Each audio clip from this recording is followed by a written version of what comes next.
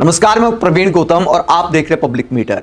दोस्तों, वीडियो में इस बात का विश्लेषण करेंगे कि राहुल गांधी का मजाक उड़ाने के चक्कर में कैसे अमित शाह की भारी फजीहत हो गई है। राहुल गांधी का मजाक उड़ाते, पीएम मोदी को महान बताते अमित शाह ओवर कॉन्फिडेंस में क्या बोल गए कि भारी पड़ गया है।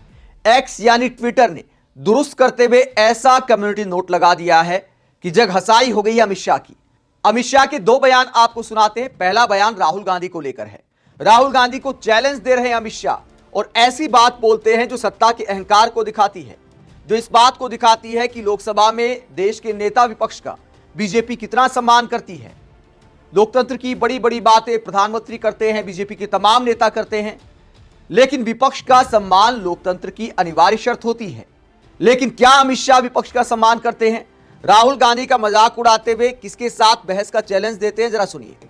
मित्रों, वो गुमराह कर रहे हैं कि यूरोपियन यूनियन, इंग्लैंड, इसके साथ हुए जो एफटीए और अमेरिका के साथ हुई ट्रेड डील, ये दोनों के माध्यम से मोदी जी ने किसानों के हित को नुकसान पहुंचा है।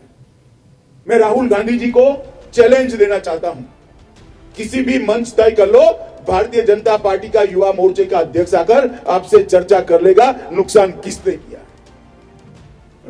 तो अमित शाह यहां पर अहंकार दिखाते कि भारतीय जनता युवा मोर्चा यानी बीजेपी का जो युवा मोर्चा है, उसके जो नौसिखिए नेता हैं, उनके साथ बहस की बात कर रहे अमित शाह की हमारा वो नेता आपके साथ चर्चा कर लेगा।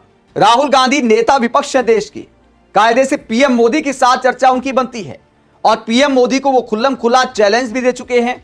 और क्या कहा था राहुल गांधी ने, जरा सुनिए। उसके बाद आपको दिखाएंगे कि कम्युनिटी नोट में क्या लिख दिया एक्स ने, ट्विटर ने, कि अमित शाह के लिए मुंह दिखाना मुश्किल हो गया है।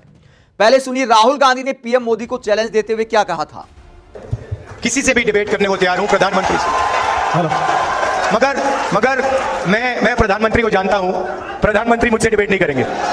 मतलब आपके प्रधानमंत्री भाषण में आ ही नहीं पा रहे। और मैं आपको एडवांस में बता देता हूं, मेरे भाषण में कभी नहीं आएंगे।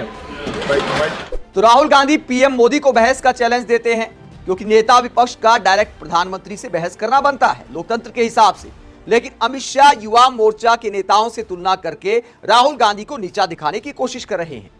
अब इसे लेकर विपक्षी नेता चटकारे ले रहे हैं। आरजेडी की प्रवक्ता प्रियंका भारती ये वीडियो शेयर करते हुए कहती हैं, जय शाह से ही राहुल गांधी जी की बहस करवा देते हैं, गृह मंत्री जी कैसा रहेगा। तो अमित शाह के जो बेटे हैं, जो आईसीसी के आजकल अध्यक्ष हैं, जय शाह, उनके साथ बहस की बात करती है प्रियंका भारती कि वो कितने अच्छे वक्ता हैं, उनके साथ ही बहस हो जाए। तो प्रियंका भारती उसी अंदाज में अमित शाह को जवाब देती है जिस अंदाज में राहुल गांधी का मजाक उड़ाया अमित शाह ने। अब बयान नंबर 2 आपको सुनाते हैं।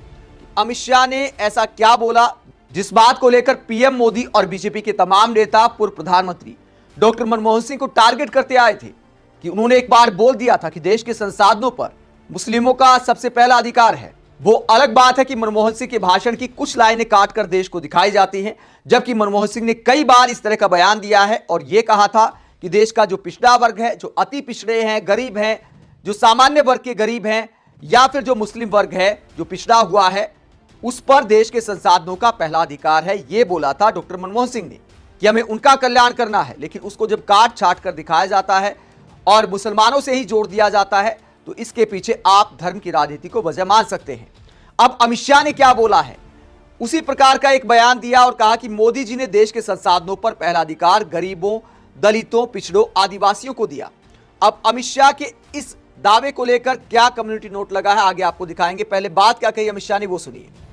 अभी प्रहलाद जी जिक्र कर रहे थे, मैं भी था, प्रहलाद जी भी थे, जो थे वो बड़े भावुक होकर मोदी जी के उद्धार को देख रहे थे जब उन्होंने 2014 में कहा था कि मेरी सरकार गरीबों की, पिछड़ों की, दलितों की, आदिवासियों की सरकार है और मेरी सरकार पर सबसे पहला अधिकार इस देश के गरीब, पिछड़ा, आदिवासी और दलितों का।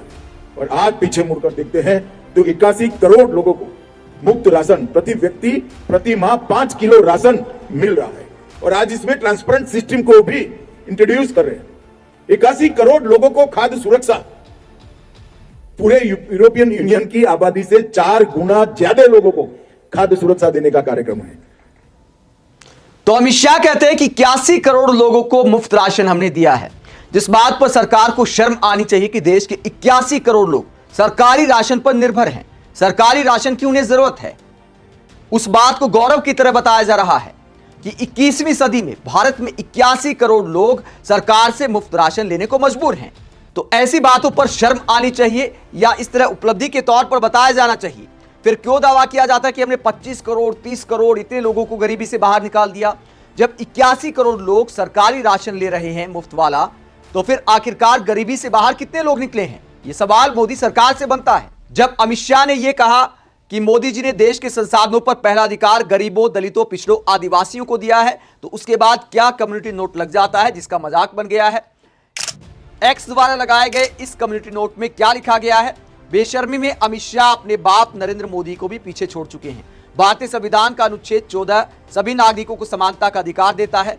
ऐसे में स्पष्ट किया जाना चाहिए कि योजनाएं सभी वर्गों के लिए किस प्रकार संतुलित व समावेशी हैं। तो एक्स ने यह कम्युनिटी नोट लगा दिया है कि सरकार सबके लिए होती है, चाहे कोई गरीब हो, अमीर हो, सामान्य वर्ग का हो, पिछड़ा हो।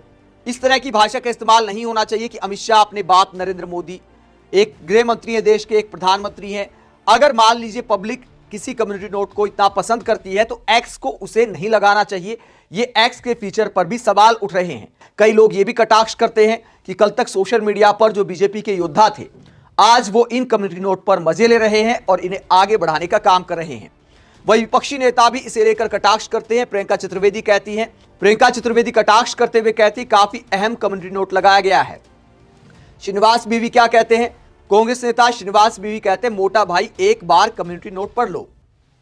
वरिष्ठ पत्रकार डॉक्टर मुकेश कुमार कहते कितना बड़ा झूठ बोल रहे हैं अमित शाह। पहला हक तो सरकार ने अपने कॉर्पोरेट मित्रों को दे रखा है, दूसरा अधिकार सवर्णों संघियों को मिला हुआ है, तीसरा अधिकार गुजरातियों को मिला हुआ है। इसके बाद बचा क्या जो दलितों, पिछड़ों, आदिवासियों को मिलेगा। वरिष्ठ पत्रकार प्रभाकर कुमार मिश्रा कहते लोगों को भ्रम है कि यह सरकार सबकी है, इतनी ही स्पष्टवादिता और पारदर्शिता की जरूरत है।